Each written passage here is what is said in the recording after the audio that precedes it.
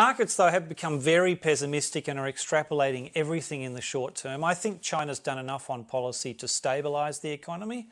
In fact, we count more than 200 individual policy measures across a whole range of issues. So growth is slower, but I think China's a long way from an acute crisis.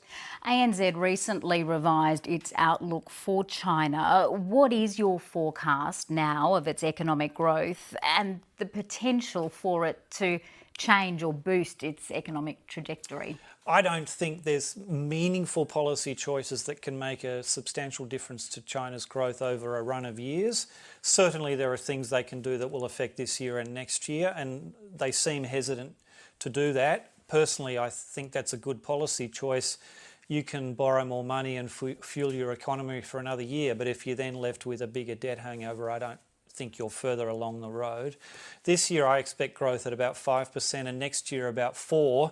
I think the market is expecting something lower than that. 4% would be the lowest in the modern period outside 2020's pandemic-affected year.